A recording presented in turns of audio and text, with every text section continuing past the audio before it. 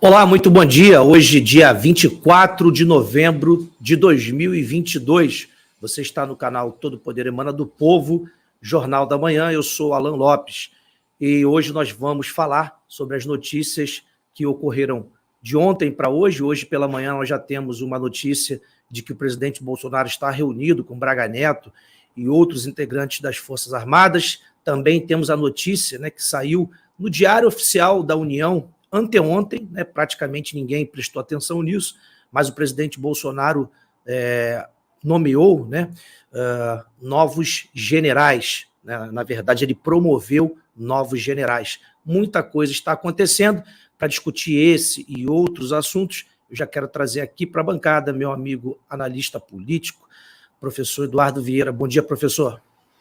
Bom dia, Alan. Muito obrigado pelo convite. É um prazer estar aqui com vocês. Saudações à audiência. Trazer também nosso amigo professor André Queiroz. Bom dia, professor. Bom dia, Alan. Olá, bom dia, Alan. Bom dia, meu amigo Eduardo, meu amigo Alan, meus demais amigos de bancada que vão entrar.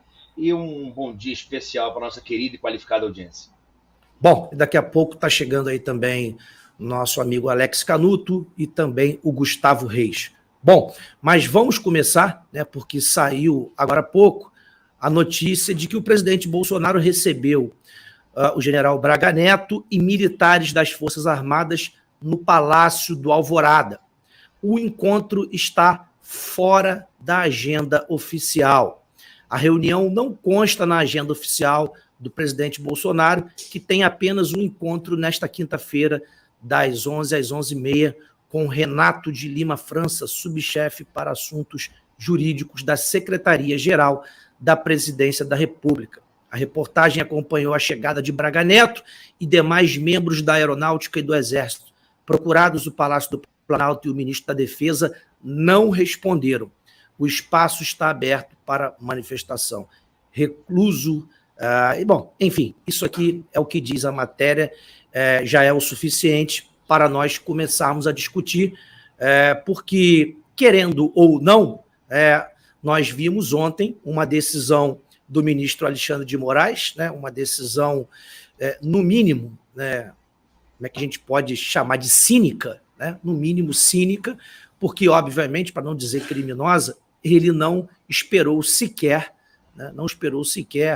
um dia, 2 dias, uma semana para que os técnicos do TSE pudessem analisar, então, o relatório feito pela empresa, que é uma empresa de auditoria renomada, pelos técnicos do ITA, sequer passou pelas mãos dos técnicos do TSE. Então, o Alexandre de Moraes foi lá, numa canetada, como sempre, negou a ação do PL e ainda multou, ironicamente, o partido em 22 milhões de reais. E aí, essa multa, além de multar, bloqueou as contas, não só do PL, como dos outros 2 partidos da coligação, Republicanos e o PL. Bom, diante disso tudo, é claro que nós já imaginávamos que ele faria isso. Ninguém estava esperando que ele fosse acolher o pedido do PL. Isso é uma realidade. Todo mundo já sabia que ele não aceitaria. Afinal de contas, era isso que os militares, pelo menos, precisavam, que todas as possibilidades fossem esgotadas. Então, o partido fez a sua parte, contratou uma auditoria renomada, com técnicos do ITA, enfim, que mostraram por A mais B a inconsistência das urnas abaixo do ano de 2020. Mas, como sempre, e como nós já sabíamos, ele ignorou esse relatório. E aí, agora de manhã, se tem essa reunião, que a gente aqui não está querendo dizer nada com isso, porque nós não temos nenhuma informação privilegiada, quem disser que tem está mentindo, mas fato é, professor Eduardo, que a gente está vendo uma reunião fora da agenda oficial com o vice-presidente, que é um general, e com outros generais do Exército, enfim, das Forças Armadas, da Aeronáutica. Está todo mundo reunido a portas fechadas, porque a situação que o Brasil vive nesse momento é uma situação que precisa de uma definição, precisa de uma atitude, e certamente esse tipo de atitude, de direção, antes é conversado, antes é tratado, e eu acho que é isso que deva estar acontecendo nessa reunião, O Brasil definitivamente não está mais num regime democrático, né? Eu dou aqui bom dia ao André, que eu não cumprimentei. Tudo de bom, André? A mera proposição de uma dúvida, a mera discussão de uma possibilidade de erro, a mera desconfiança de um processo que possa ter uma falha, não poderia jamais acarretar uma multa, de jeito nenhum. O que o ministro Alexandre de Moraes está fazendo é a confirmação cabal de que nós não estamos numa democracia. É um ato absolutamente ilegal. Eu consultei vários amigos meus, juristas, eles foram unânimes em dizer que não existe a possibilidade jurídica de você ter um juiz exigindo um aumento de escopo de uma solicitação. Quer dizer, a presunção, né, que você poderia legalmente dizer, olha, você reclamou, você duvidou, você pediu esclarecimento sobre o segundo turno, então tem que incluir o primeiro turno, senão não te atendo. Isso já é uma ilegalidade completa.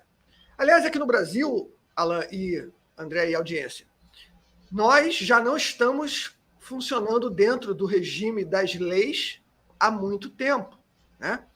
E é por isso que uma reunião como essa, que aconteceu hoje, enche, na verdade, o povo de esperança. O povo brasileiro não aguenta mais ser vilipendiado por uma récua que hoje domina o país. É inacreditável isso, gente. A revolta do povo é palpável. Eu só rezo para que o povo não esmoreça no seu esforço de protestar pelo que é justo. Porque a única coisa que pode impedir a vitória do povo é justamente a desistência dele.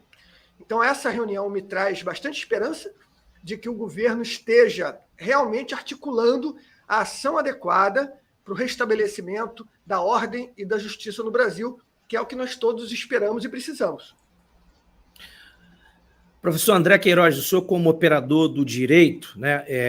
Bom, ontem nós vimos, então, essa decisão absurda, né, do Alexandre de Moraes, que não esperou, no máximo, 10 minutos, acho que até que ele já tinha pronto, né, tudo isso, e ele, então, faz pior, né? Ele faz um cálculo, que, aliás, o cálculo foi feito da cabeça dele, né? O cálculo feito da cabeça dele, onde ele chega a incríveis R$1 bilhão, e aí ele calcula pelo valor de cada urna, abaixo do valor da urna de 2020, né? E aí multiplica isso, não sei por quanto, e chega a um valor de R$1 bilhão, e propositadamente ele vai lá e aplica 2% dessa multa exatamente para chegar ao número de 22 milhões, né?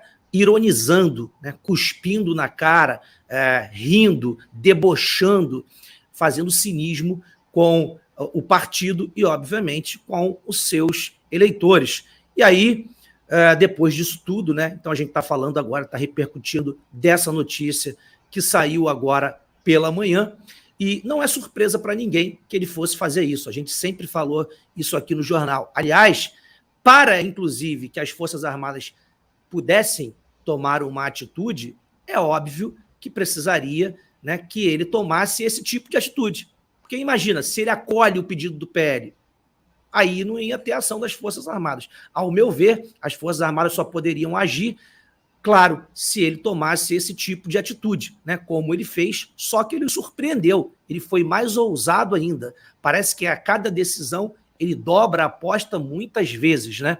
E aí o que fica claro é que agora não existe solução via parlamento, via Congresso, né? A gente viu aí ontem um pessoal se movimentando, né, falando de colher assinaturas para a CPI. Esquece, esse time já passou. Esse CPI era para ter sido feito há 2, 3 anos atrás. Agora não se tem mais tempo para isso.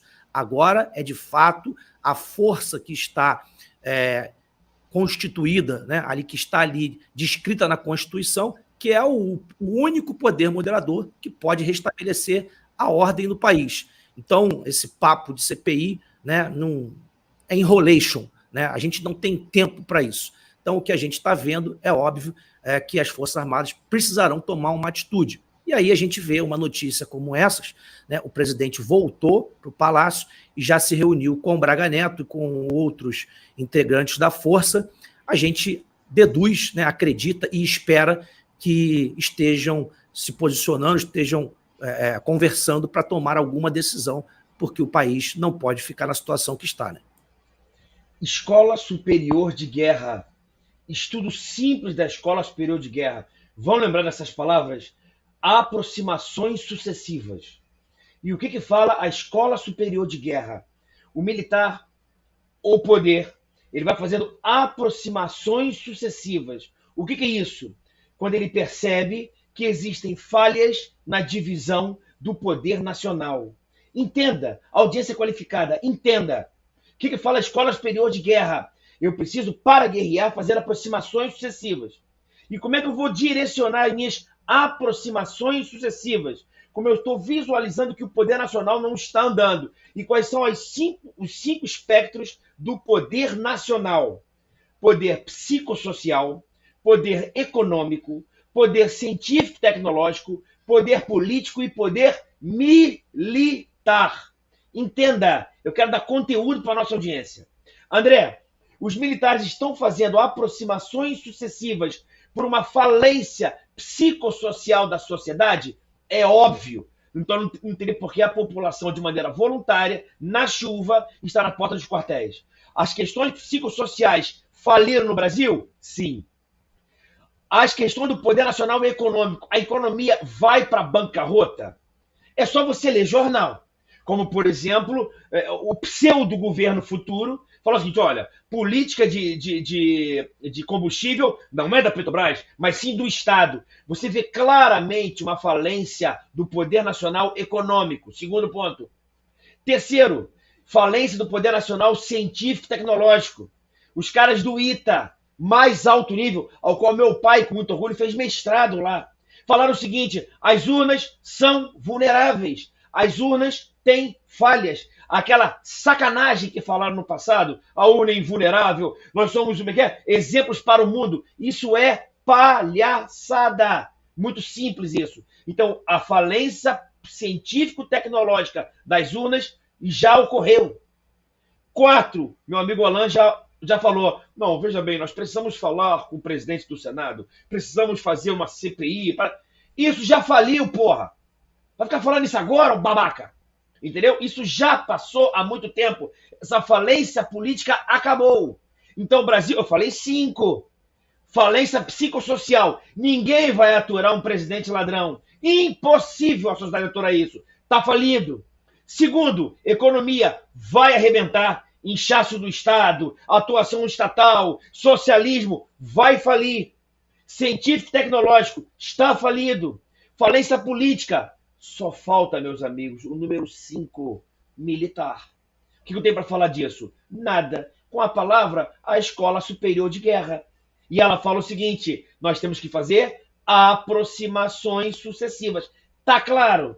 André, não concordo. Não quero que você concorde comigo. Escola Superior de Guerra.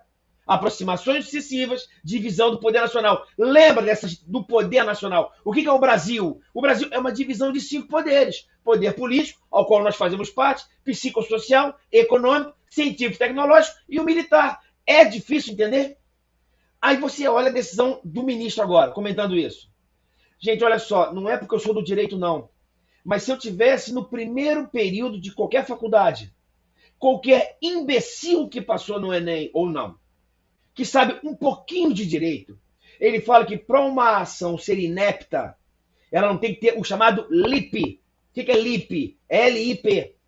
Legitimidade das partes, interesse de agir e pedido juridicamente possível. São esses 3 aspectos que um juiz pode falar: indefiro inicial por inépcia. O pedido é juridicamente possível, sim ou não? É claro, ou então não pode confiar de urna. Há interesse de agir, sim ou não, em melhorar o sistema eleitoral? O que você acha? O pedido é jurídico, as partes são legítimas, só os partidos políticos são legítimos, além dos cidadãos. Eles são partes legítimas. Há interesse de agir. E o pedido é jurídico inicial por inépcia, a resposta é de uma simplicidade publicidade. E ponto final. Eu vou além, para nossa audiência qualificada entender. Imagine que eu bata no seu carro, e você é um taxista. Só para entender, tá? Quando eu bato no taxista, eu dou um prejuízo para ele e ele fica com o carro parado. Não é verdade? Ele vai conseguir trabalhar por 10 dias. Então, eu tenho o dano emergente e o lucro cessante. Então, eu peço para consertar meu carro e que ele pague os dias que eu fico parado. Se eu que tive o carro batido, eu decidir entrar com uma ação apenas pedindo o conserto do carro, eu posso. Eu peço o que eu quiser. O juiz não pode falar o seguinte: vou indeferir a sua ação, a não ser que você aumente o pedido. Isso é papo, não é de uma pessoa que não sabe direito. É de um doido varrido. Porque isso não tem nenhuma explicação jurídica. Eu não estou conseguindo entender, eu não sei se a nossa audiência está compreendendo isso. Meus amigos bancários estão com certeza. E a nossa audiência também. O pedido não é juridicamente insensato. Ele é insano. Eu não posso pedir, por exemplo, eu posso pedir... Eu acho que o meu amigo Eduardo, ele me deve um carro e uma moto. Se eu pedir só o carro, o juiz vai ter que julgar isso. Tem direito ao carro ou não. Se você quiser ampliar o seu pedido para a moto, você pode. Mas se você não fizer a ampliação desse pedido, eu não posso indeferir a sua ação. Isso é papo de bêbado, maluco, no penhasco, morto. Eu não estou conseguindo entender isso. E fica uma nação inteira de 216 milhões de pessoas vendo essa palhaçada e achar o seguinte: bom, veja bem, a urna do primeiro turno é a mesma do segundo. Deixa de ser imbecil, cara. É o pedido dele. E eu não posso indeferir. Porque tem um princípio da Constituição que o retardado, o idiota, imbecil, que fez meio período de constitucional, fala o seguinte: existe um princípio que é chamado inafastabilidade do controle jurisdicional. O que é isso? Qualquer dúvida que eu tenho, qualquer conflito que eu tenho, esse conflito deve ser levado ao Poder Judiciário. E o Poder Judiciário tem que dar uma decisão. Então, quer dizer, há uma ofensa patente da Constituição. Eu estou vendo isso. Eu estou falando o seguinte: veja bem, você acha que a solução está na Constituição? Tá. Não, mas veja bem, você não pode falar no artigo 142 porque ele está na Constituição, porra. Agora, qual é a sua interpretação e qual é o seu alcance? Novamente, eu não quero ficar falando palavra difícil, não, mas são chamados métodos de hermenêutica. Para nossa audiência qualificada, método de interpretação de uma lei. Eu tenho que fazer duas coisas. Primeiro, ver o seu significado e depois ver qual é o seu alcance. Então, eu pergunto para a nossa audiência qualificada: sabe quais são as funções das Forças Armadas? São 3. Garantia da pátria, garantia da lei e da ordem e garantia dos poderes constituídos. Os poderes constituídos estão em funcionamento perfeito? Não sei. A lei e a ordem está sendo respeitada? Não sei. Um representante do Brasil que quer botar um ex-condenado, querer alçar na cadeira de presidência da República, estou ofendendo a pátria? Também não sei. Eu acho que a pergunta é retórica. Todo mundo sabe a resposta. Agora, precisa saber qual é o alcance. O que pode as Forças Armadas falar? Novamente, vamos lembrar isso. Aproximações sucessivas. E o pior que eu vou deixar para falar depois. O Supremo Tribunal Federal tomou uma decisão ontem relativizando a coisa julgada. Isso é mais bomba do que bomba. Mas como é muito da minha área, relativização da coisa julgada. Quando uma decisão transitar em julgado, a decisão que não cabe mais recurso, o Supremo Tribunal Federal ele pode, em questões tributárias, mudar completamente a decisão e voltar àquela decisão que transitou em julgado para agora voltar a cobrar um tributo, por exemplo. É papo de louco, de maluco. O Supremo perdeu a mão, os poderes não estão mais equilibrados, não tem jeito. Aproximações sucessivas, eu acredito que esteja acontecendo agora. Bom dia, Canuto. Bom dia, Gustavo, que também chegou aqui agora. Queria agradecer muito a vocês aí. Bom, nós estamos repercutindo aqui, Canuto. Claro, óbvio, a decisão cínica, criminosa, estapafúrdia, seja lá o adjetivo que vocês quiserem usar, para a decisão do Alexandre de ontem. E agora, há pouco pela manhã, né, o presidente Bolsonaro está reunido nesse momento a portas fechadas com o general Braga Neto e com outros oficiais da Força, né, porque, óbvio, a situação no Brasil chegou a um ponto que não se tem mais, não se pode mais falar em ordenamento jurídico e só existe, de fato, pelo menos na Constituição. Canuto, não sei se você está com alguma coisa ligada aí, está vazando um som aí. Não tô. Não, tá. Tem um som vazando, mas tudo bem. Bom, vamos lá, melhorou. O fato é que agora só resta as Forças Armadas para trazer de volta a harmonia entre os poderes, porque o que está acontecendo no país não depende de CPI, né? Isso teria que ter sido feito lá atrás. Agora, ao meu ver, as Forças Armadas vão precisar intervir, óbvio, para poder restabelecer a ordem. E, se necessário for cancelar a eleição, que cancele. Né? Não foi o Lewandowski que deu essa dica? Boa! Cancela o primeiro e o segundo turno. Decreta uma GLO, coloca sob o comando das Forças Armadas e faça-se nova eleição no papel, na cédula, sob a supervisão das Forças Armadas, sob o controle. Olha, a partir de hoje, né, decretaremos uma GLO, as Forças Armadas assumem e nós vamos convocar novas eleições, porque ninguém aqui é golpista, nós acreditamos no voto, mas vamos fazer a coisa da maneira correta. Vamos fazer o voto na cédula, bonitinho. Quem é que está com medo de ter novas eleições? Creio que as pessoas de boa fé, que não vivem de compra de votos, que não dependem, né, de dinheiro para comprar voto, está tranquila quanto a isso. Vamos passar o Brasil a limpo? Vamos mostrar para o Brasil e para o mundo que está tudo certinho? Cancela tudo, não tem problema. O presidente Bolsonaro está tranquilíssimo em relação a isso. Os deputados da sua base que foram eleitos também estão tranquilos. Né?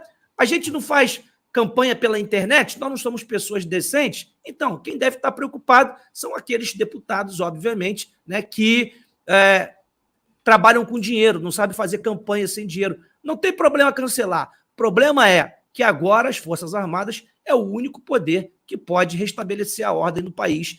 E esse restabelecimento da ordem passa, inclusive, por novas eleições, até para tirar todas as dúvidas, até para mostrar para o exterior, até para evitar sanções e mostrar que nós somos pessoas do bem, que nós só queremos transparência. A única coisa que o presidente Bolsonaro, a única coisa que os deputados, todo mundo pediu foi transparência. O tempo inteiro se pediu o voto impresso auditável, negaram. Né? Nós vimos lá os ministros andando dentro do Congresso, negociando para que isso não acontecesse.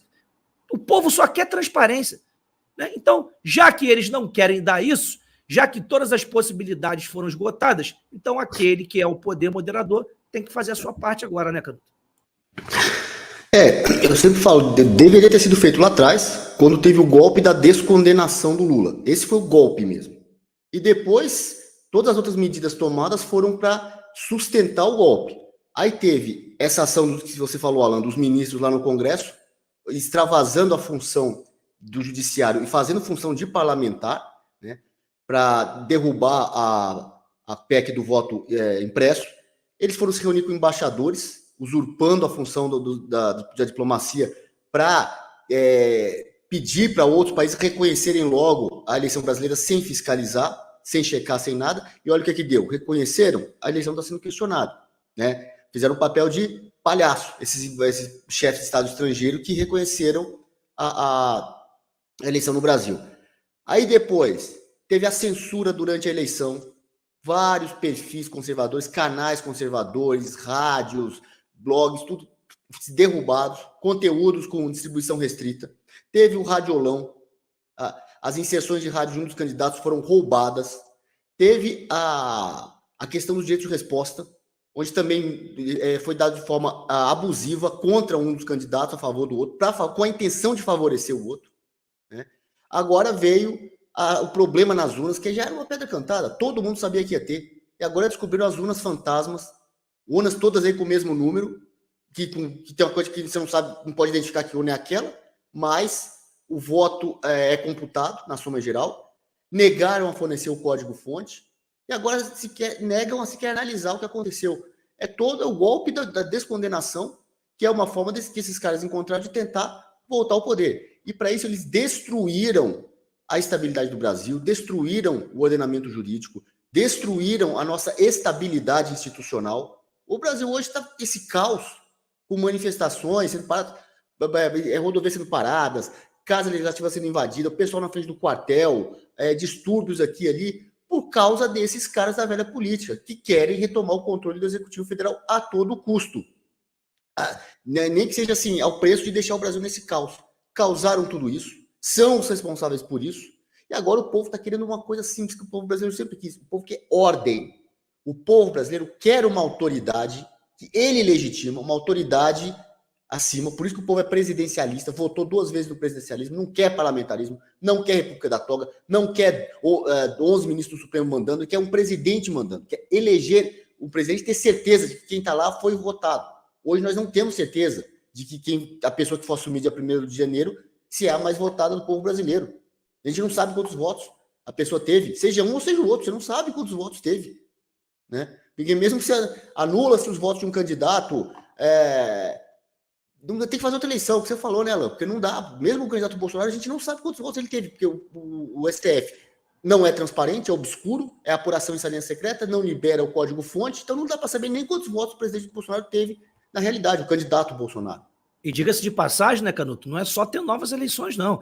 Tem que punir aqueles que forem apontados, né, como aqueles que cometeram os crimes. Não é simplesmente ter novas eleições, não. Tem que achar os culpados e puni-los. Quem foi que fez isso? Prende, cadeia.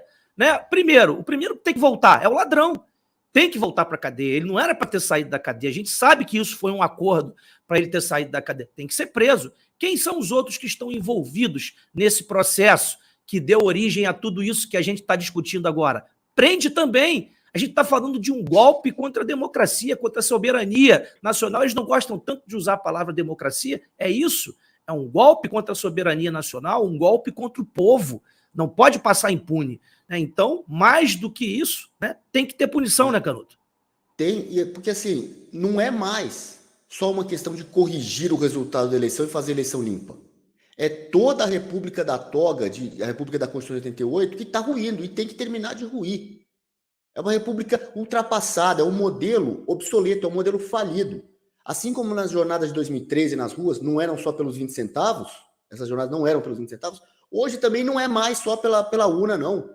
É a punição dos culpados e é a gente superar esse modelo arcaico da República da Toga e voltar àquilo que o povo brasileiro quer, que é uma república em que o povo possa eleger, ter certeza de que eleger seus representantes e um regime presidencialista. É isso que o povo quer, esse papo de presidencialismo de coalizão, parlamentarismo branco, voto distrital, essas coisas, gente, não, isso aí é caô, isso aí é diversionismo, é para sair do povo. O povo brasileiro quer isso, tá?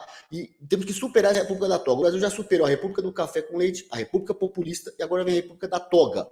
Um modelo obsoleto, foi uma Constituição, criou um sistema que não cabe no PIB, é uma Constituição que não cabe no PIB, é boquinha para todo mundo, é bolsa, é lei Rouanet, é cota, é dinheiro para ONG, e hoje o setor produtivo está gritando, eu não quero esse modelo mais, eu não quero sustentar vagabundo.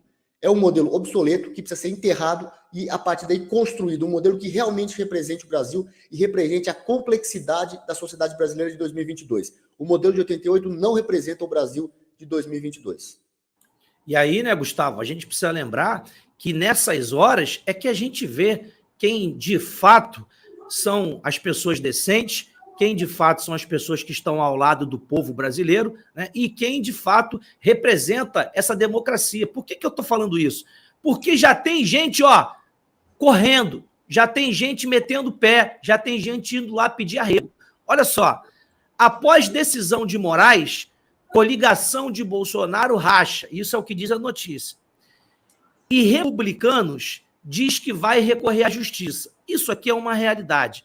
O presidente do Republicanos, Marcos Pereira, afirmou à CNN nessa quinta-feira que vai recorrer ao Supremo Tribunal Eleitoral para não ter recurso do partido bloqueado devido à ação movida pelo Partido Liberal com questionamentos das urnas eletrônicas. Abre aspas para o Marcos Pereira.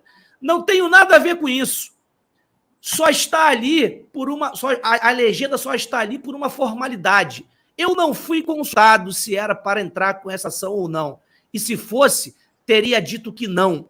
Nós não comungamos dessa opinião. Pois é, seu Marcos Pereira. Sabe por quê? Porque você não passa, obviamente, de mais um desses políticos canalhas do Centrão que estão atrás de poder e grana. Porque na hora de usar a imagem do presidente Bolsonaro, a hora de se associar ao PL para usar a imagem do presidente, para você fazer vários deputados, para você ter o Tarcísio como seu governador em São Paulo, aí você era Bolsonaro. Aí você estava na coligação. Agora que é a hora de lutar pela democracia, pela liberdade do povo, aí tu pula fora e diz que não foi consultado e que não concorda com isso, que se fosse consultado, você não entraria. Tu é malandro, né? Então você quer aproveitar né, para tirar proveito da imagem do presidente. Quando o bicho pega, você corre. É por causa disso que o povo não aguenta mais a classe política, Gustavo. Por isso que o povo está nas ruas. O Brasil precisa ser passado a limpo. Chega de Renan Calheiros, de Omar Aziz, chega de Marcos Pereiras da vida, chega dessa gente, dessa rataiada que só vive do dinheiro do povo, só vive para sugar o povo, só vive de poder, de divisão de poder. Não estão nem aí para ninguém. Não estão defendendo nada, já estão lá pedindo arrego, já estão lá correndo para cima dos caras pedindo, pelo amor de Deus, libera o dinheirinho da minha continha, o dinheiro que é do povo, que nem deveria existir, esse fundo maldito, né, que deveria ser dinheiro do privado, vai trabalhar e botar dinheiro na campanha, mas eles tratam como se fosse dinheiro deles, e eles fazem desse dinheiro o Deus deles, e ficam desesperados quando bloqueiam a grana deles. É só nisso que eles pensam, em dinheiro e poder. Bom dia, Alain. Bom dia, meus companheiros de bancada, você que está nos assistindo. Pois é, como diria o presidente Bolsonaro, canalhas, 1000 vezes canalhas, né? Mas a sabedoria popular, e ela tem o nome de sabedoria popular, não é à toa, ela diz que o que arde cura e o que aperta segura. E esse processo que nós estamos passando, que está sendo dolorido para todos nós estamos em grupos, nós conversamos com as pessoas. A cada momento que acontece uma situação como a de ontem, que era esperada, obviamente era esperada, não do tamanho que ela foi, como você bem falou no início do programa, eu estava escutando, não com essa decisão de bloquear dinheiro, etc. e tal, mas todo mundo sabia que seria negado. Toda vez que acontece isso, as pessoas sentem, as pessoas ficam impactadas, as pessoas acham que não está valendo a pena e que nada vai acontecer. Precisamos ter calma.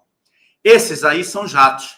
E, mais uma vez, a sabedoria popular tem um ditado português, que é até um poeminha, que diz o seguinte: quando o navio afunda, os jatos são os primeiros a abandonar o barco. Essa é a parte que todo mundo conhece. Mas, na sequência, ele diz o seguinte: que aconteceu com os jatos no mar ainda revolto? E por aí vai. O poema vai dizendo o seguinte: o que vai acontecer com esses jatos? E cabe ao povo brasileiro definir o que vai acontecer com essa classe política. Verdadeiros jatos. Nunca se importaram com o povo, viveram sempre às custas do povo, viveram sempre falando de uma democracia onde o dinheiro do povo bancava e banca a regalia dessa turma toda. Todos eles vivem nababescamente graças ao povo. Você que passou pela experiência de se candidatar, se elegeu, vários amigos nossos que passaram por essa experiência perceberam quão dramático, quão difícil, quão pérfido é esse sistema político nacional, gerido por figuras como essa daí. Líder do partido, presidente do partido, não, estou fora, eu não estava envolvido nisso. Por favor, senhor Alexandre de Moraes, não faça nada comigo. Só faltou falar isso. Um rato. Se nós conseguirmos a vitória, e nós vamos conseguir a vitória, aí ele muda o discurso mais uma vez. Ele vai para o lado do presidente, o lado do povo, que foi um absurdo o que aconteceu. Nós não precisamos mais dessas pessoas nos representando. E é esse, no fundo, o grande medo do sistema, e é por isso que nós estamos vivendo isso tudo. Porque o povo descobriu que não precisa desse tipo de gente. O povo elegeu uma pessoa que, apesar de ter sido deputado por anos e anos, não fazia parte desse esquemão gigantesco. O que a gente está vendo agora é uma tentativa de restabelecer tudo aquilo que nós tínhamos antes da eleição do presidente Bolsonaro. É retirar a areia da engrenagem. Depois, eles vão se matar entre si, como diria o Olavo de Carvalho, eles vão dividir o tamanho do percentual de cada um. É isso, simplesmente isso. E o povo não aceita mais isso. E é por isso que nós estamos vivenciando isso tudo. É dolorido, é doído mesmo, passar por uma situação dessa faz com que a gente seja exigido demais, mas depois nós teremos, sem dúvida nenhuma, uma realidade muito melhor para o Brasil. O povo é o protagonista disso tudo. Não adianta o povo ficar achando que não vai dar em nada, não adianta ficar o povo achando que nossos esforços estão sendo em vão. Tudo isso que nós estamos vivenciando, tudo isso que está sendo exposto é por causa dos esforços do povo. Se nós não estivéssemos nos esforçando dessa maneira, a gente não estaria vivenciando isso tudo e não estaria sabendo da metade do que acontece no Brasil. Quantas pessoas hoje, ainda hoje, ficam perplexas com ações de algumas figuras públicas? Não acreditariam que eles seriam capazes disso. E é isso, nós estamos no tempo das revelações, estamos revelando isso tudo. Nós estamos virando a página e passando o Brasil a limpo. E uma notícia, e uma informação, ou uma previsão muito boa. Quando nós passarmos o Brasil a limpo, nós começaremos a passar não só o Brasil, mas também a América Latina e todo o nosso Ocidente. É doído demais, mas é assim que nós vamos fazer e é assim que nós vamos conseguir a nossa vitória. Bom, e isso foi muito importante que o Gustavo falou, porque tem muita gente que às vezes, né, fica perguntando, cadê os parlamentares, né, cadê não sei quem? Gente, esquece, esses caras não vão fazer nada. Eles já mostraram que não vão agir, né? Então, o protagonismo agora é do povo mesmo. É por isso que a gente dá destaque todos os dias ao protagonismo do povo. Por isso que nós nos juntamos ao povo, por isso que nós fazemos parte desse trabalho junto com o povo. Não adianta clamar por político agora, porque eles não vão fazer nada. Em meio a tudo isso que está acontecendo, tem uma notícia que, inclusive, passou batido e nós não comentamos aqui, né? Essa notícia já tem, acho que uns 3 dias. Está aqui, ó. Congresso pede 569 milhões para aumentar salário de parlamentares. O Brasil pegando fogo. Os caras rasgando a Constituição, o ordenamento jurídico na lata do lixo, uma instabilidade, o povo nas ruas lutando dia e noite, sol, chuva, e os caras estão pedindo 569 milhões para aumentar o salário deles. Vocês acham que são esses caras que vão defender alguma coisa? Olha, esse papel é do povo. Não esperem que ninguém faça nada. Esses caras não estão nem aí para o povo. É o povo que vai fazer essa transformação, né? Então, continuem firmes. É isso mesmo. E a gente vai ler aqui essa notícia, porque é uma notícia que pode ser uma notícia para alguns simples, pode ser que não.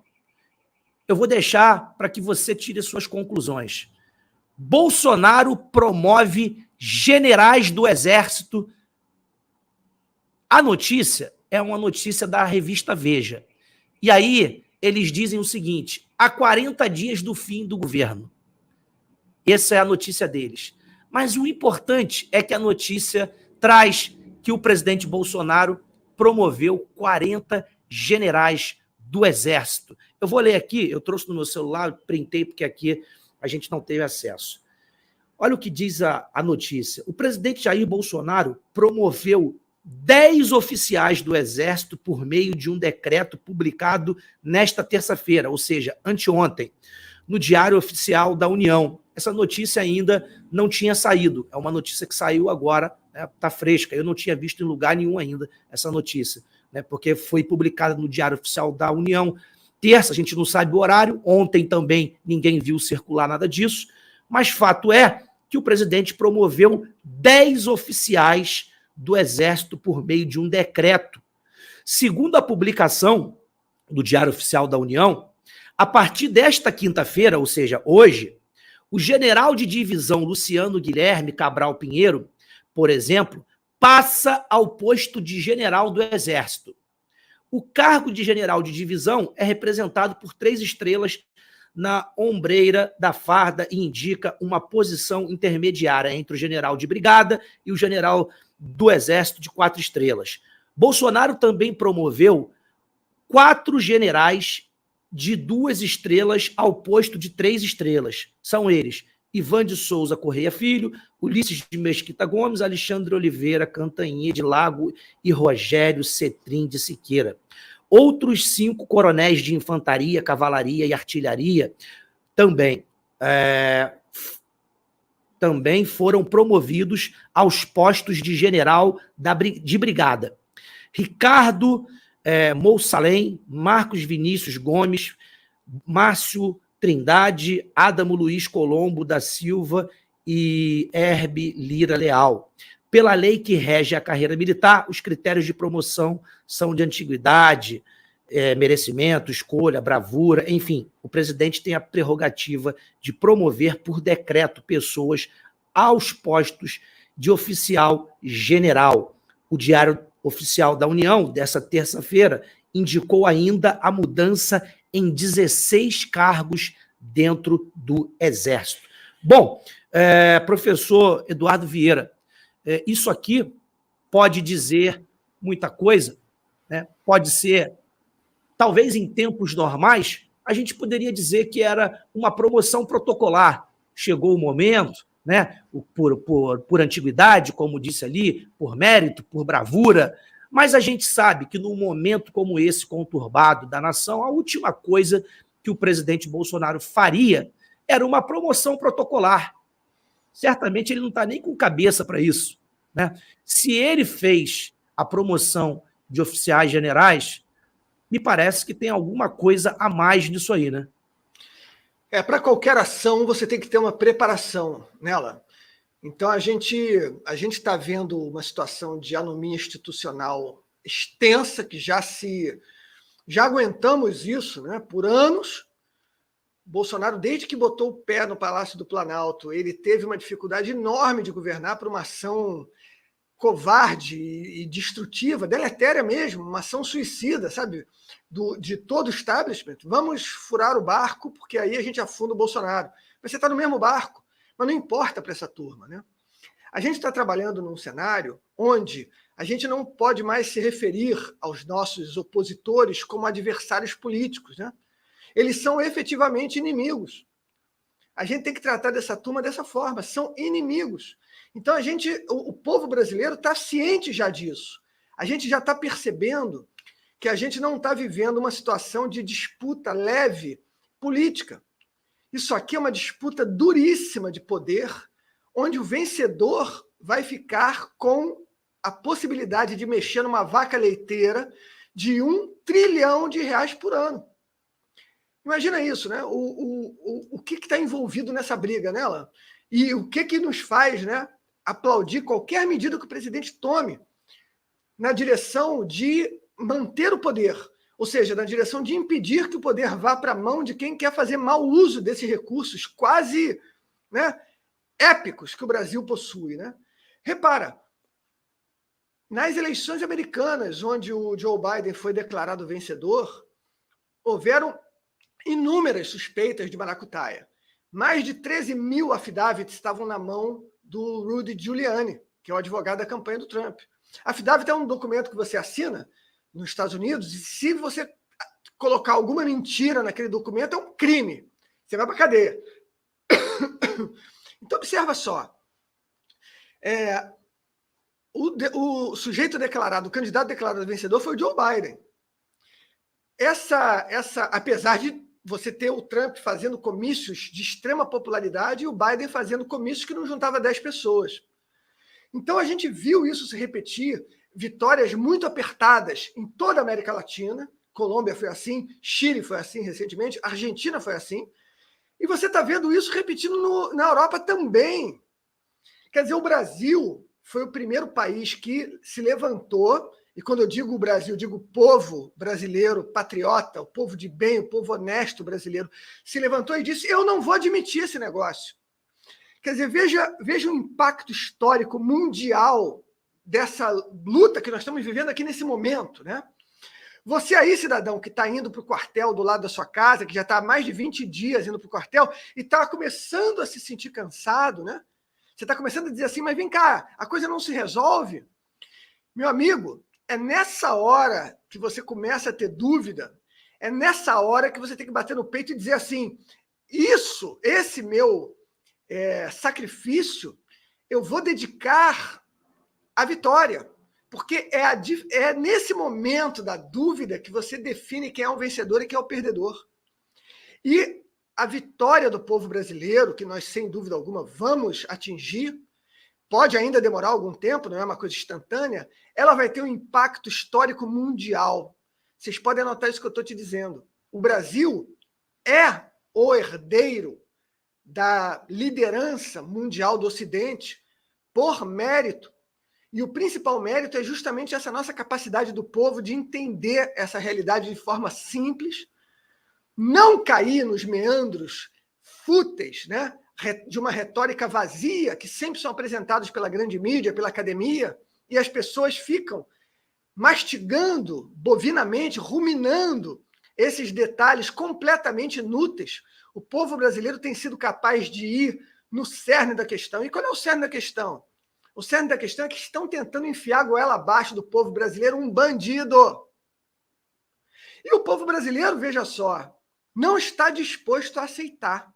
Essa é a coisa mais bonita que eu vi nos últimos tempos. No dia 2 de novembro desse ano, de forma completamente desordenada, eu mesmo fui para o Comando Militar Leste sem a menor noção se aquilo ia ser um sucesso ou não. De repente eu vi parar o metrô na minha frente aqui, o metrô foi reduzindo a velocidade, eu fui vendo pelo vidro, passando rápido dos vagões, um monte de gente de verde e amarelo, muito amarelo, muito amarelo.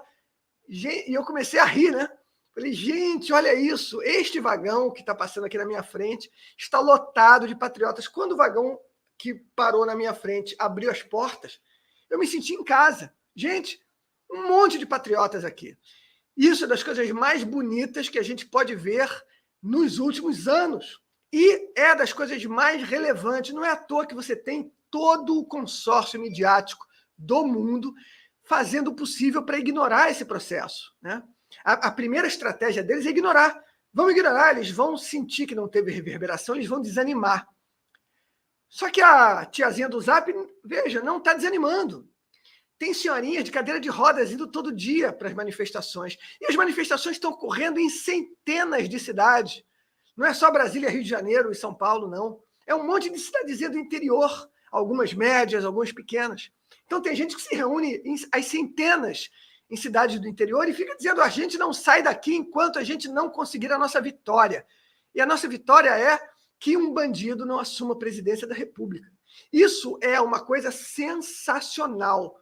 Portanto, é justo, é adequado que esse povo tenha esperanças quando ele vê uma ação como essa do presidente Bolsonaro, de promoção de um monte de militares, porque sim, pode estar significando, nesse momento exato, a preparação do governo para, logo ali adiante, quando julgar que estão extintas, esgotadas todas as medidas institucionais, que então o governo chame dentro da lei, diga-se de passagem, alguma medida prevista em Constituição que inclua a ação das Forças Armadas para o restabelecimento da ordem.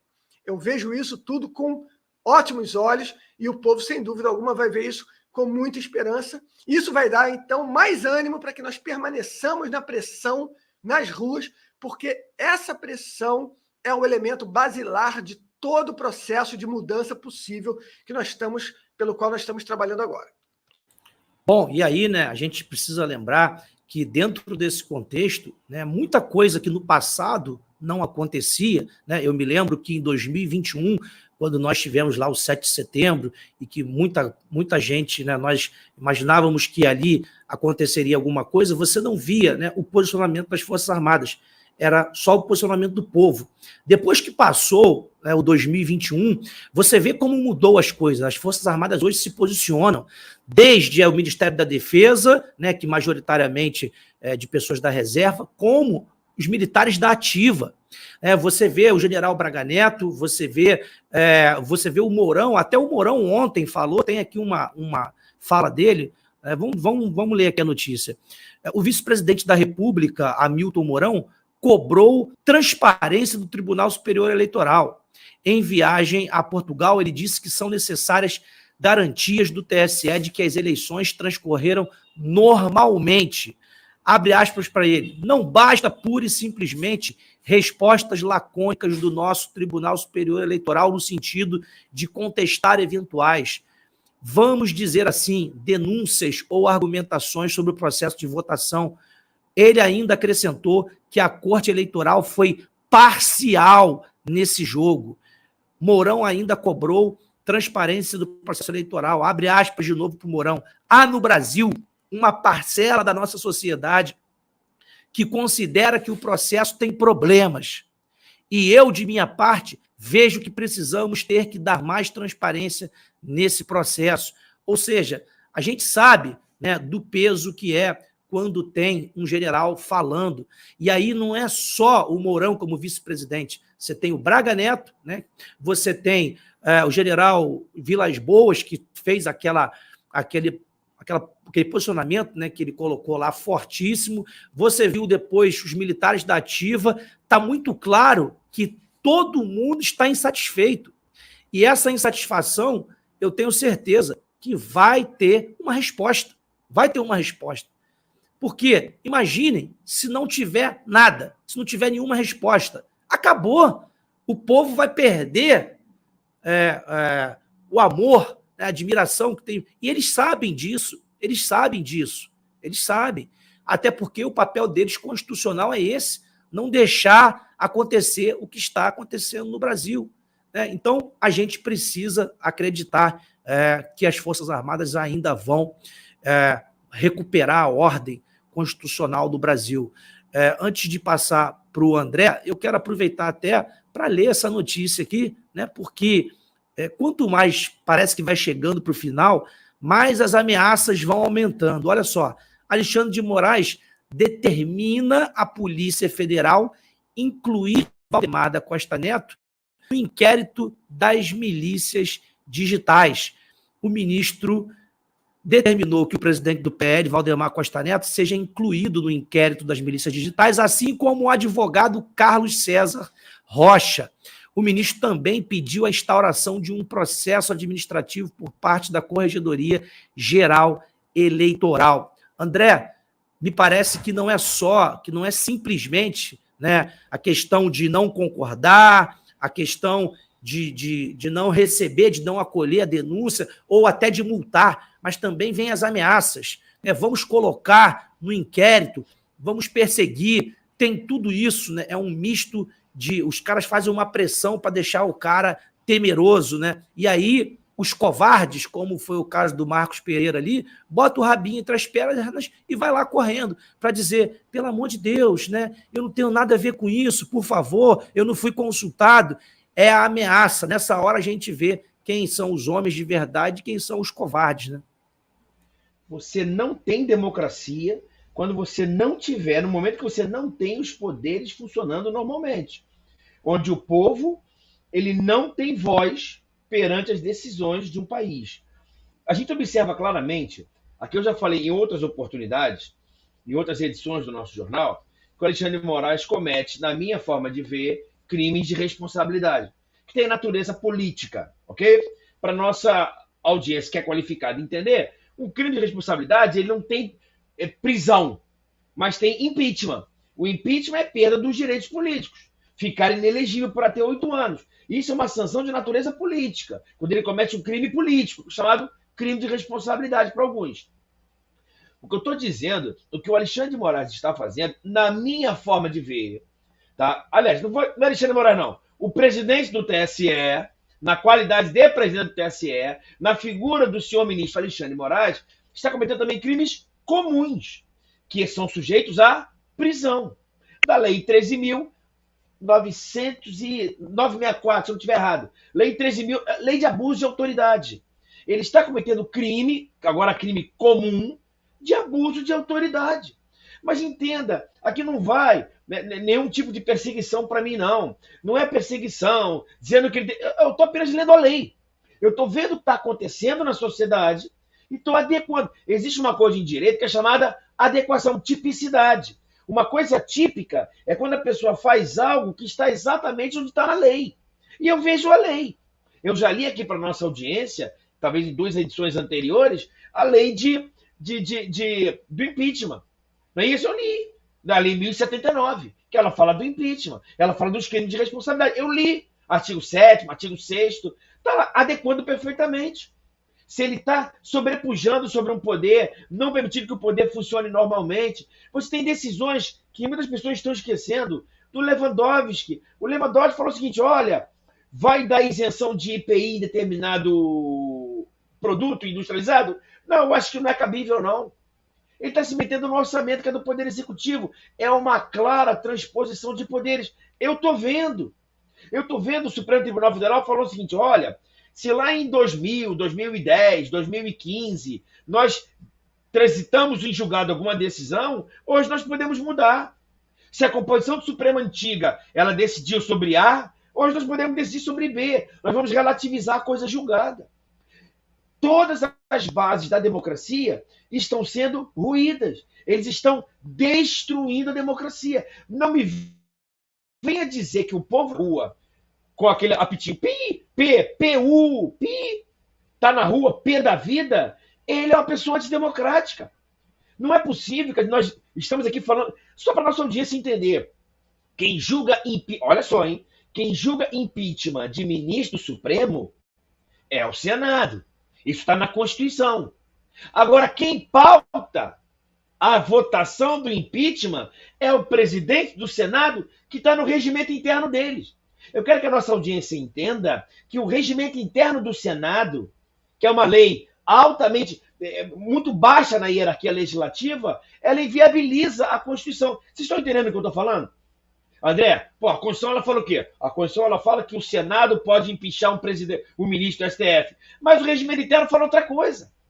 Então, quer dizer, o regimento interno inviabiliza a Constituição. Eu estou vendo isso.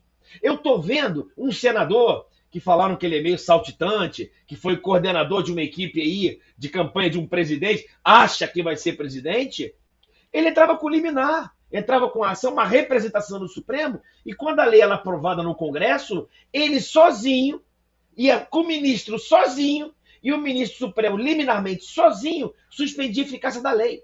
Eu quero que a nossa audiência entenda, não vivemos numa democracia. É uma democracia aparente. Até porque é democracia? Porque é o governo do povo, o povo pode ir à rua. Eu já estou falando isso já há muito tempo. O Supremo, ele conseguiu controlar pessoas físicas e pessoas jurídicas. Nesse mundo, nós só temos dois tipos de pessoas, gente. A não ser que você seja kardecista. Não é isso? Se for kardecista, tem uma pessoa espiritual. Mas se você é desse mundo, eu tenho pessoa física e pessoa jurídica só. Como é que o Supremo vem controlando as pessoas físicas? Nós, em ambiente real, se eu for na rua ficar pé da vida contra o sistema, ele vai dizer que eu sou antidemocrático. Se eu, André, sair na rua, pegar uma bandeira do Brasil, não é bandeira vermelha não, tá? Não é com foice e martelo, não. É de Brasil. For lá. Brasil, eu tô achando isso aqui uma bosta. Você é antidemocrático. Vai para casa ou então eu posso te prender. Agora, se eu for no meio virtual e falar lá, eu acho o Brasil tá ruim, isso é fake news, eu te calo. Ele me controla na parte real e na parte virtual. Não, André, mas o que manda o Brasil são essas empresas. Também, cara. Porque se a empresa, ela coloca alguma coisa na internet, eles falam que é a tal da milícia digital. E ele vai e suspende a conta deles. Eles conseguem controlar todas as pessoas jurídicas. Não, André, e se a pessoa jurídica for para a rua financiar, der dinheiro para alguém? São as milícias. Como é que fala? Ele falou? Bom, alguma coisa antidemocrática. Financiar atos antidemocráticos. Então ele vai e financia as empresas. E pega 43 empresários, não é isso? E bloqueia as contas dele. O Alexandre de Moraes, a gente não pode esquecer desse detalhe. Um partido político, quando uma pessoa tem voto, quando eu elejo um deputado estadual, um deputado federal, o deputado estadual, o deputado federal, não é mais o deputado federal, o deputado estadual. Ele representa a voz de 50, 60, 100, 1 milhão de eleitores. Ele está calando numa porrada só 1 milhão de pessoas. E ficam os babacas da imprensa. Bom, veja bem, pessoal da Globo News, nós estamos pensando na transição, são 320, vamos botar agora a Jandira Fegali. Nada contra ela. Aliás, tem, claro, com as ideias não dela. Mas as ideias dela, para mim, é ideia de pessoa doente mental. Mas eu respeito. É uma democracia, tem que respeitar os diferentes. Então, está todo mundo vendo errado. E, novamente, aproximações sucessivas. No Brasil, nada funciona. E o pior, a nossa Constituição de 88, que foi um ano antes da queda do Muro de Berlim, que foi o marco, não é isso, do liberalismo, o marco do capitalismo, o marco ao não socialismo. Nós fizemos um ano antes. Ela estabeleceu um montão de direitos e não disse de onde que vem esse dinheiro para instrumentalizar esses direitos. Todo mundo tem direito à moradia. Agora nós temos direito, gente, à felicidade. Está na Constituição. E o que é bacana, quando eu boto na Constituição, fica todo mundo feliz. Basta botar na Constituição que todo mundo é feliz. É uma hipocrisia, é uma palhaçada, é um montão de direito social. Eu não sou contra isso, não estou dizendo isso. Não virei agora fascista. Só que nós não temos a chamada reserva do possível. Não existe orçamento para isso. E agora querem sair do teto. Aliás, estão achando que vão fazer isso, né? Vão acabar com o teto, vamos acabar com a responsabilidade fiscal. No discurso, isso é assustador. E o brasileiro, ele quer o bem de todo mundo. O brasileiro é conservador, gosta da família, gosta dos filhos, é religioso. Isso não vai passar. Isso não vai acontecer. Simples assim. E aí, Gustavo, né, até para fechar com o Canuto, eu vou pedir para você ler, né, esse posicionamento que saiu agora há pouco, né, que é importante para a gente. Dá uma olhada aí, se você puder, lê para a gente aí, porque saiu um posicionamento forte, né, agora há pouco, e a gente precisa mostrar aqui para a audiência. Vamos lá, é uma carta de militares da reserva e ela é direcionada aos oficiais generais que compõem o alto comando das Forças Armadas. E eles começam assim: subscreve esta carta oficiais das reservas e reformados de todas as patentes e idades, muitos dos quais já ocuparam os mais altos postos nas Forças Armadas, inclusive em momentos críticos em que a nossa soberania também esteve em risco. E aí eles contam da crise que nós estamos vivendo, do problema das nossas eleições, da questão da segurança nacional, enfim, relatam tudo aquilo que nós estamos falando e cobram posicionamento dos militares das Forças Armadas, do alto escalão das Forças Armadas. São mais de 5 páginas de militares que assinam, e na carta eles colocam que aquilo daquele primeiro momento, conforme mais militares da reserva fossem assinando, eles encaminhariam essas assinaturas para os oficiais do alto escalão. E eles botam aqui já no final: é chegada a hora das autoridades e do povo brasileiro saberem que as Forças Armadas não aceitarão que se tenha um candidato, qualquer que seja ele, como próximo presidente, com quaisquer dúvidas sobre a legitimidade da escolha livre e soberana da vontade da maioria, tal qual preconiza a Constituição, sob pena de sofrermos uma convulsão fratricida com resultados extremamente nefastos e consequências imprevisíveis para a soberania e segurança nacional do país. Dessa forma, aguardamos vossas decisões e depositamos nossa total confiança na experiência e conhecimento e capacidade de vossas excelências, convictos de que nossas preocupações, que são as mesmas do povo brasileiro, detentor de soberano e do real poder nessa nossa nação, também não têm passado desapercebidas por vossas excelências e de que chegarão à melhor solução para apaziguarem os ânimos acirrados que hoje retiram a tranquilidade dos cidadãos brasileiros e a credibilidade perante o cenário internacional deste grande país, soberano, democrático e livre, chamado Brasil. E aí, quem começa assinando é o general de brigada, que é deputado federal, Eliezer Girão Monteiro Filho, deputado Girão. Enfim, é aquilo que a gente comentou até ontem à noite, né? Essas ações, elas servem para justamente mostrar uma insatisfação sem fim, cobrar, levar cada vez mais ao conhecimento de todos que a população não está satisfeita.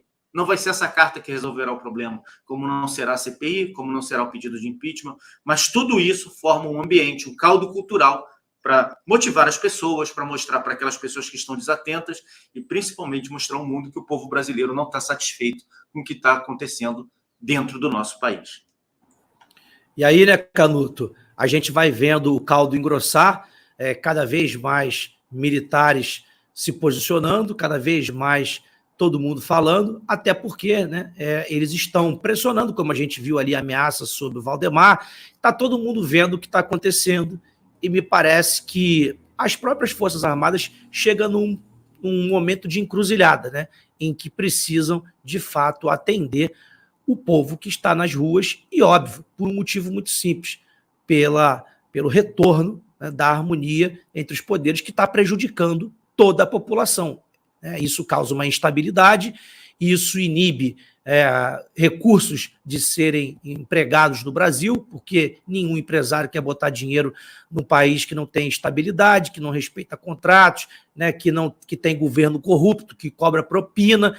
Então está todo mundo vendo isso, esses caras estão falando o dia inteiro aí na televisão. Aliás, já é momento com a ocupação lá do banco, do prédio lá do Centro Cultural do Banco do Brasil, né? Porque essa palhaçada já está na hora de se terminar, né? Mas o que está muito claro é que o povo... E olha, um momento como esse, né? Isso aqui que o Eduardo falou antes é muito importante. Você vê, um período de Copa do Mundo, onde no passado, né, o povo assistia e tal, se distraía, brincava. Hoje as pessoas não estão nem mais aí para a Copa do Mundo, porque isso aí é pão e circo, isso é secundário, ninguém está preocupado com isso. A mídia está tentando empurrar a goela abaixo como uma cortina de fumaça para que a sociedade como um todo não veja o que está acontecendo, mas não está dando certo. Porque os veículos independentes estão mostrando, alguns, né, alguns decentes ainda, a Record tem mostrado, a Jovem Pan tem mostrado, mas principalmente no exterior está sendo muito repercutido, e o fato é que o brasileiro está se lixando para a Copa do Mundo. O que ele quer é ter um país livre, e isso está chamando a atenção de todas as Forças Armadas que estão vendo o sacrifício do povo e, claro, estão vendo a bagunça que é o ordenamento jurídico no Brasil hoje e não tem mais solução, até porque o tempo é curto, né? Hoje é dia 24 e aí temos menos de um mês para que impeçamos o caos maior nesse país, né?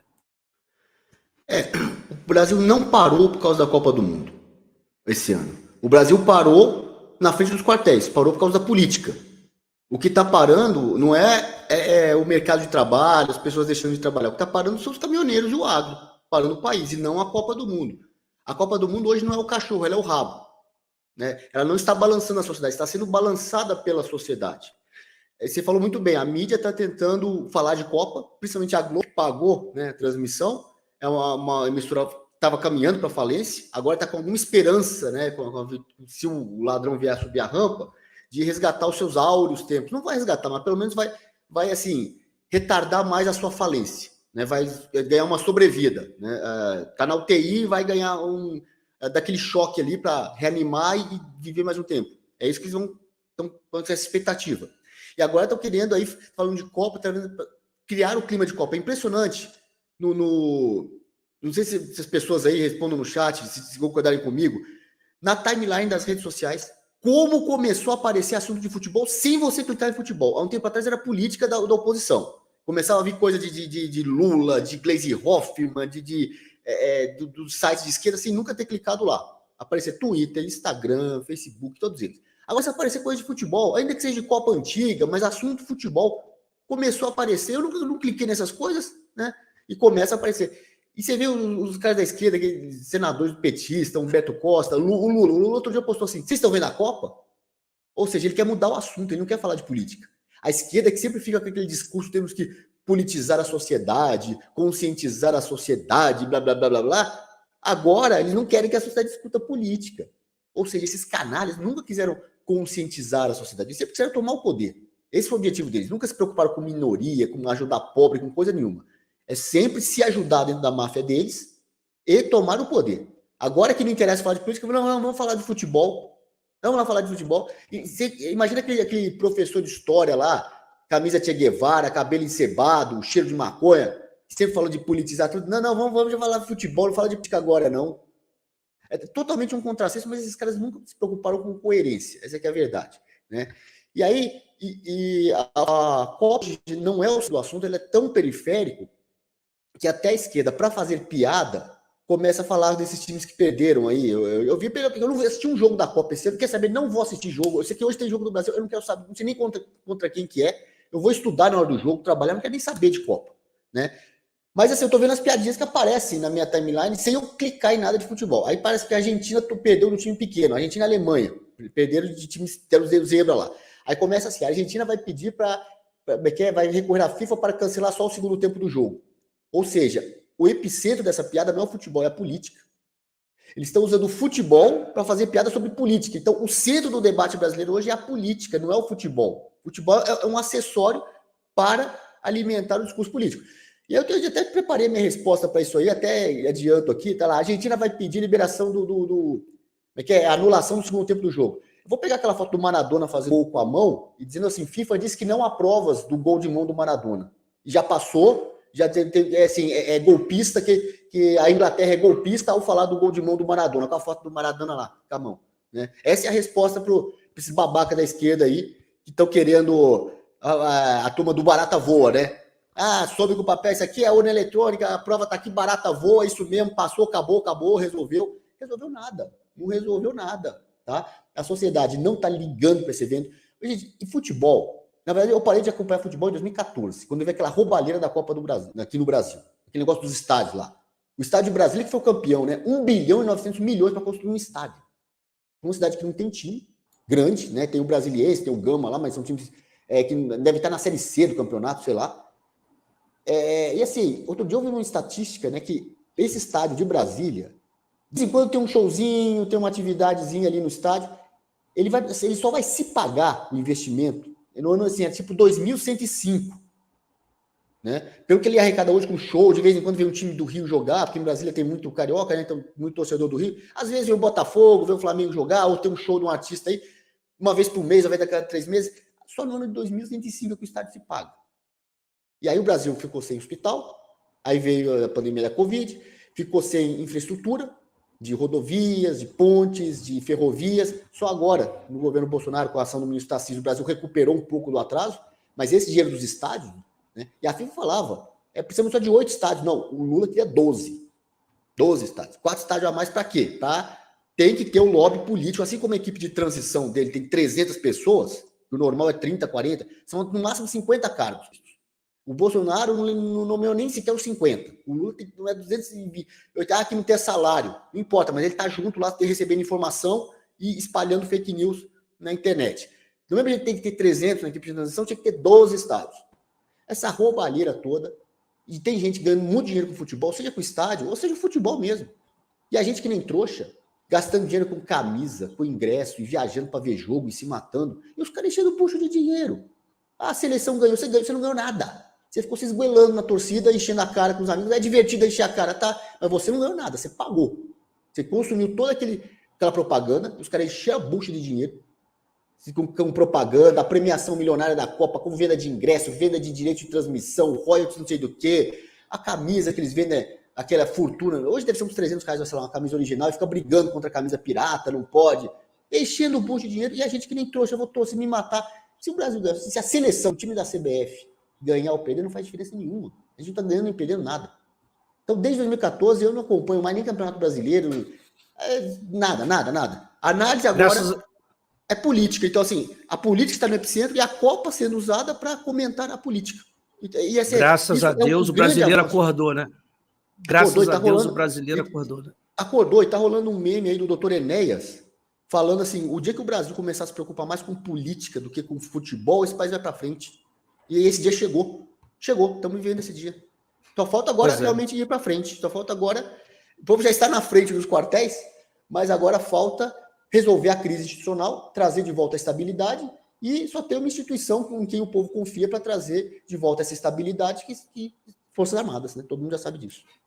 Exatamente. Bom, e o povo é o protagonista disso e tem que continuar firme, mantendo-se firme, porque é o povo que vai salvar o país. Aliás, na história de todos os países, né, que derrubaram as ditaduras, é o povo sempre que salva o país. Então mantenham-se firmes, confiantes na luta, não esperem por ninguém, assim como nós também fazemos a nossa parte, né, vocês também, todos nós somos povo, né? A gente evita usar as palavras aqui, vocês já sabem por quê, né? Mas nós estamos no meio de vocês, com vocês, participando de tudo, então é exatamente isso, né? Mantenham-se firmes. Essa é a nossa palavra. Nós não compactuamos aqui com discussões inúteis de transição de governo de ladrão, composição de ministério, discussão de impeachment, isso tudo é para quem acredita que esse corrupto foi eleito, e nós não acreditamos nisso, né? Então, vamos manter foco e continuar crendo que o Brasil vai ser salvo. Queria agradecer muito aos meus amigos que participaram conosco hoje e principalmente a vocês que todos os dias estão conosco aqui e até mais tarde, às 8h30, na edição da noite. Fiquem todos com Deus e até amanhã, ou para os que vão participar à noite, até às 8h30 da noite.